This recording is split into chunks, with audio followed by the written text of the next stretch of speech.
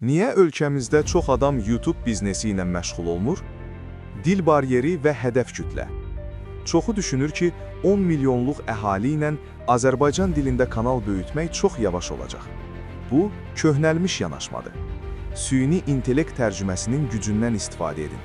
AI alətləri ilə kontentinizi saniyələr içində İngilis, İspan, Hind və digər dillərə çevirib qlobal auditoriyaya çıxa bilərsiniz.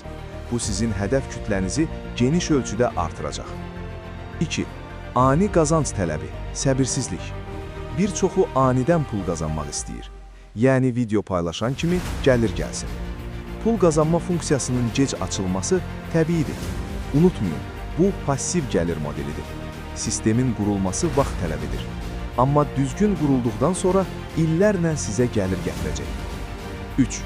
İlk izlənmə rəqəmlərindən həvəsdən düşənlər çoxdur.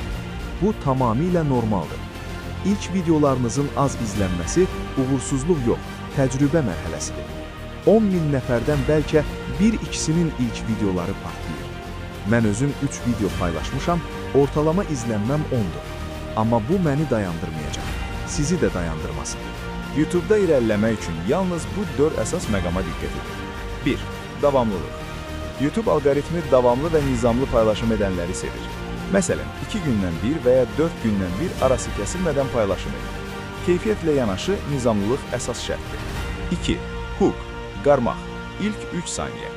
Videonu açan izləyicini kanalda saxlamaq üçün ilk 3-5 saniyədə diqqət çəkici bir giriş hazırlayın. Bu onlarda maraq oyadıb, videonun sonuna qədər izlənməsini təmin edəcək. 3. Cəlbedici başlıq və örtük şəkli. Bunlar izləyicinin videoya klikləmə səbəbidir.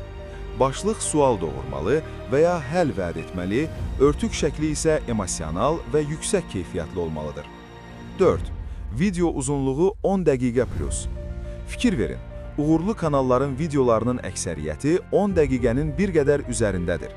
Səbəbi isə YouTube 10 dəqiqədən qısa videolara bir reklam, 10 dəqiqədən uzun videolara isə 2 və ya daha çox reklam yerləşdirə bilir. Bu sizin passiv gəlirinizi birbaşa artırır.